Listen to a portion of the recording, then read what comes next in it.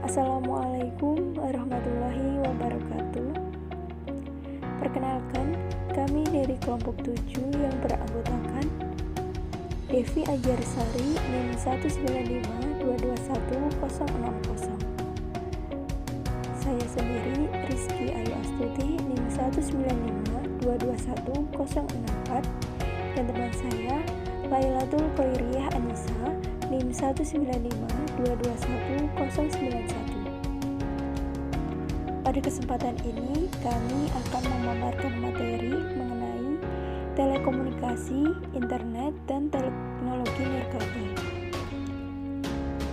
Dan materi yang pertama akan disampaikan oleh Mbak Devi. Nah, di sini saya akan membahas mengenai telekomunikasi dan jaringan dalam dunia bisnis saat ini. Yang pertama, tren dalam dunia jaringan dan komunikasi. Di dalam perusahaan di masa lalu menggunakan dua jenis jaringan yang berbeda secara mendasar. Yang pertama, jaringan telepon. Secara historis, jaringan telepon ini terkait menangani komunikasi suara, dan kedua jaringan komputer yang terkait menangani lalu lintas data. Dengan adanya deregulasi telekomunikasi dan inovasi teknologi informasi, telepon dan jaringan komputer berkumpul menjadi satu jaringan digital dengan menggunakan standar dan peralatan berbasis internet bersama. Tren lainnya yaitu baik jaringan suara dan jaringan komunikasi menjadi semakin lebih cepat, lebih canggih, lebih simpel, dan lebih murah. Nah, jaringan komputer adalah jaringan yang terdiri atas dua atau lebih komputer yang saling terhubung. Jaringan yang memuat sebuah perangkat yang bertindak sebagai titik koneksi antar komputer ada dua. Yang pertama itu hub, adalah perangkat yang sangat sederhana yang menghubungkan komponen jaringan, mengirimkan paket data ke semua perangkat lain yang terhubung. Yang kedua, switch, adalah perangkat yang dapat memfilter dan meneruskan data ke tujuan yang ditentukan pada jaringan. Nah, untuk berkomunikasi dengan jaringan lain seperti internet akan membutuhkan sebuah router. Router di sini adalah prosesor komunikasi yang digunakan merutekan paket data melalui jaringan yang berbeda, memastikan bahwa data dikirim sampai ke alamat yang benar. Di sini juga ada software defined networking, adalah sebuah pendekatan jaringan baru di mana banyak fungsi kontrol ini dikelola oleh satu program sentral yang dapat berjalan di server komoditas murah yang terpisah dari perangkat jaringan itu sendiri. Untuk teknologi utama dalam jaringan digital di sini ada tiga. Yang pertama itu komputasi klien atau server, adalah model komputasi terdistribusi di mana beberapa kekuatan pemrosesan terletak di dalam komputer klien kecil yang murah dan berada secara harfiah di komputer desktop, laptop, atau perangkat genggam. Kedua yaitu paket switching, adalah metode untuk memotong pesan digital menjadikan bagiannya yang disebut dengan paket, mengirimkan paket-paket di sepanjang jalur komunikasi yang berbeda saat tersedia, dan kemudian mengumpulkan kembali paket-paket tersebut setelah mereka sampai di tempat tujuan. Ketiga yaitu TCP atau IP dan konektivitas. TCP adalah menetapkan komunikasi antar komputer, mengurutkan transfer paket, dan mengenali paket yang dikirim. IP bertanggung jawab untuk pengiriman paket dan termasuk pembongkaran dan pemasangan kembali paket selama transmisi. Selanjutnya yaitu jaringan komunikasi. Dalam jaringan komunikasi, yang pertama terdapat sinyal, yaitu sinyal digital versus analog. Ada dua cara untuk mengomunikasikan pesan dalam jaringan, baik menggunakan sinyal analog atau sinyal digital. Sinyal analog diwakili oleh gelombang kontinu yang melewati media komunikasi dan telah digunakan untuk komunikasi suara.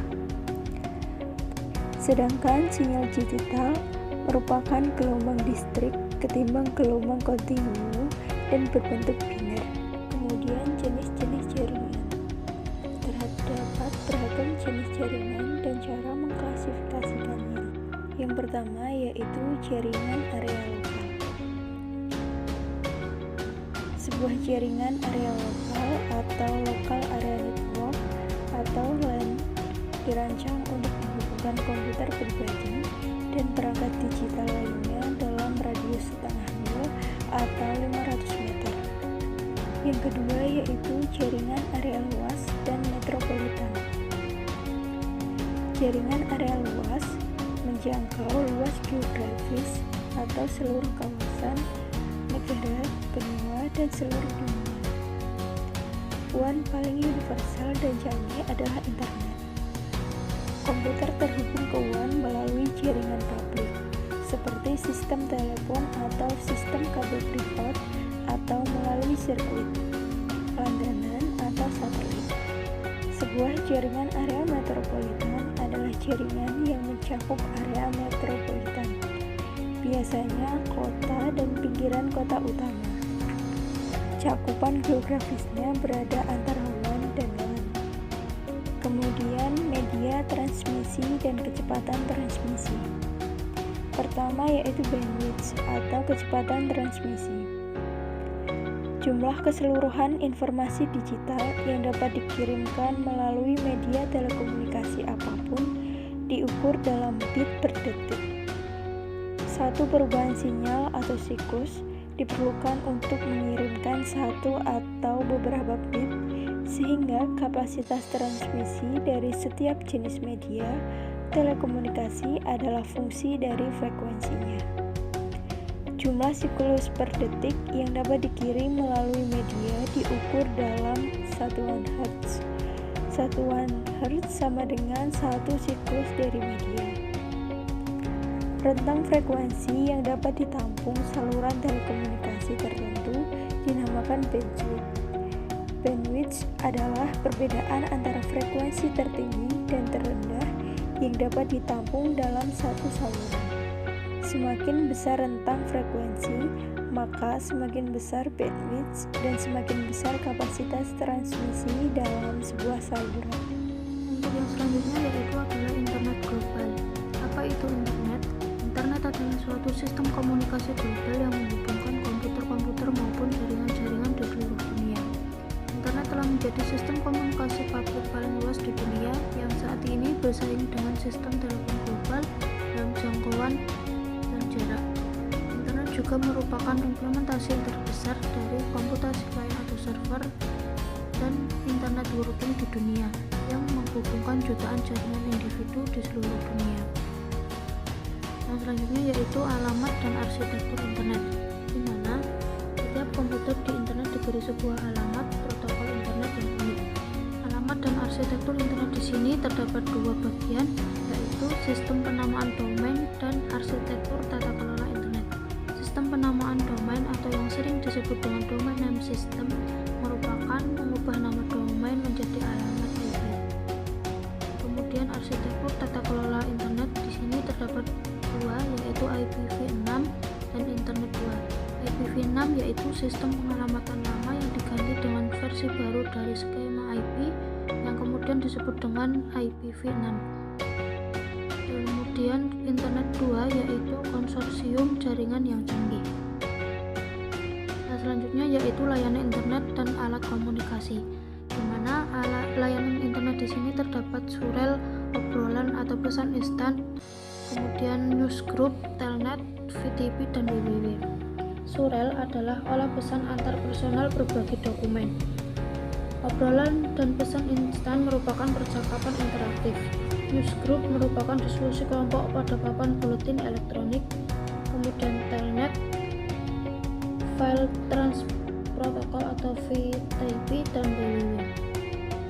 Kemudian di sini juga ada alat komunikasi, diantaranya yaitu telepon, email, telegram, komputer, HT, dan lain-lain. Selanjutnya di sini membahas mengenai revolusi nirkabel. Sistem seluler adalah suatu sistem komunikasi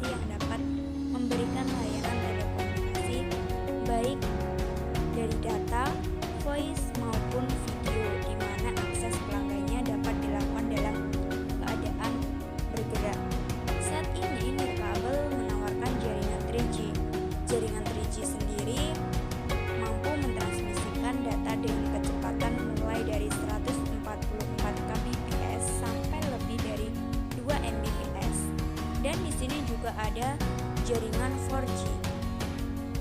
Memiliki kecepatan yang lebih tinggi 100 megabit per detik untuk mengunduh dan kecepatan 50 megabit untuk mengunggah. Kemudian yaitu jaringan komputer nirkabel dan akses internet. Yang pertama, Bluetooth. Bluetooth merupakan nama populer untuk standar jaringan nirkabel 802.15 yang sangat berguna untuk membuat jaringan area personal. Ia menghubungkan sampai 8 peralatan dalam area luas 10 meter menggunakan daya yang rendah, komunikasi berbasis radio, dan dapat melakukan transmisi sampai 722 kilobytes per second dan jangkauan 2,4 GHz. Yang kedua yaitu Wi-Fi dan akses internet nirkabel. Serangkaian standar 802,11 untuk LAN nirkabel dan akses internet nirkabel juga dikenal sebagai Wi-Fi. Standar pertama dari rangkaian yang digunakan secara luas adalah 802,11 byte yang dapat bertransmisi mencapai 11 MB per second pada jangkauan 2,4 GHz yang tidak berliansi dan memiliki jarak efektif antara 30-50 meter. Kemudian yang ketiga atau yang terakhir adalah WiMAX. Sejumlah besar wilayah di Amerika Serikat dan seluruh dunia tidak memiliki akses internet ke koneksi Wi-Fi ataupun jaringan tetap broadband. Jangkauan sistem Wi-Fi tidak lebih dari 300 kaki dari pangkalan stasiun, membuatnya sulit bagi kelompok-kelompok di pedesaan yang tidak memiliki layanan kabel dan layanan telepon untuk menemukan akses nirkabel ke internet. Yang terakhir adalah RFID atau Radio Frequency Identification dan jaringan sensor nirkabel. Radio Frequency Identification atau yang sering disebut dengan RFID yaitu teknologi canggih yang mampu melacak pergerakan barang dalam rantai pasokan. Sedangkan rantai sensor nirkabel adalah jaringan dari perangkat nirkabel yang saling berhubungan yang tertanam ke dalam lingkungan fisik untuk menyediakan pengukuran dari banyak tempat pada wilayah yang luas. Sekian pemaparan materi dari kelompok 7.